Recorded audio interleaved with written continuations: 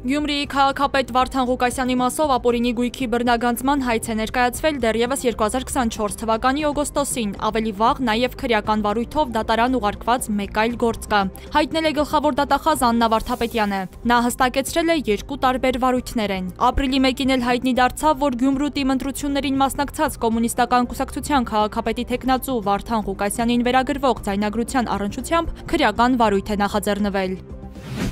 Արցախցիների իրավունքների պաշտպանության խորհուրդն արցախցիների խնդիրների հարցով առաջարկություն ունի, որը ներկայացնելու է Արցախի նախագահ Սամվել Շահրամանյանին։ Վերջինն Ազատության հրապարակ է գնացել խորհրդի անդամների հետ հանդիպման։ Շահրամանյանն ասել է, գիտի, որ այն ծրագրերը, որոնք իրականացվում են Հայաստանի կառավարության կողմից, ունեն բազմաթիվ խնդիրներ։ Առիթ եմ ունեցել բնակարանային ծրագրի վերաբերյալ իմ դիրքորոշումն ասելու նախագծային փուլում, որ հենց սկզբից դա տապալված ծրագիր է։ Արցախցիները դրանցից չեն օգտվելու, որովհետև լուրջ խնդիրներ ու հանգամանքներ կան, որոնք հաշվի չեն առնվել, ասել է նա։ Շահրամանյանն ընդգծել է, պետք է աշխատել Հայաստանի կառավարության հետ, քանի որ նրա ծրագրերից է կախված արցախցիների հետագա ինտեգրումը եւ արժանապատիվ ապրելը, ասել է նա։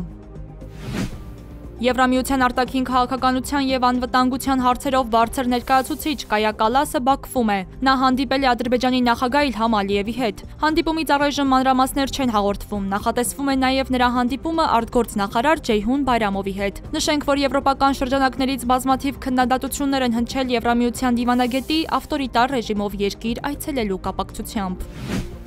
Նախագահ Դոնալդ Թրամփի կողմից հայոց ցեղասպանության թույլ ոգեկոչումը նվեր է ժխտողականներին ֆեյսբուքյան գրառմամբ հայտարարել է ԱՄՆ կոնգրեսական Ֆրենկ Փալոունը, անդրադառնալով այն փաստին, որ Թրամփն իր ապրիլ 24-յան ուղերձում ցեղասպանություն եզրույթը չի կիրառել, 1915-ի իրադարձությունները որակելով որպես մեծ եղեռն։ ԱՄՆ-ի ճանաչումը պաշտոնական է եւ անշրջելի, բայց ցեղասպանություն բառն օգտագործելուց նրա հրաժարումը խարխլում է ճշմարտությունը եւ անարգում 1915-ի զոհերի հիշատակը։ Պատմությունը պահանջում է պարզություն, ոչ թե վախկոտություն, գրել է Փալոունը։ Վրաստանի իշխող վրացական երազանք կուսակցության նախագահ նախկին վարչապետ Իրակլի Ղարիբաշվիլին լքում է կուսակցությունն ու հեռանում քաղաքականությունից։ Ճեպազրույցի ժամանակ նա շնորհակալություն է հայտնել իրեն ընձեռնված հնարավորության համար տարբեր պաշտոններում ծառայել երկրին ու ժողովրդին։ Ղարիբաշվիլին նշել է, որ զբաղվելու է ձեռներեցությամբ, միաժամանակ շեշտել, որ քաղաքականություն վերադառնալու դեպքում չի միանա վրացական երազանքին ընդդիմադիր որևէ ուժի։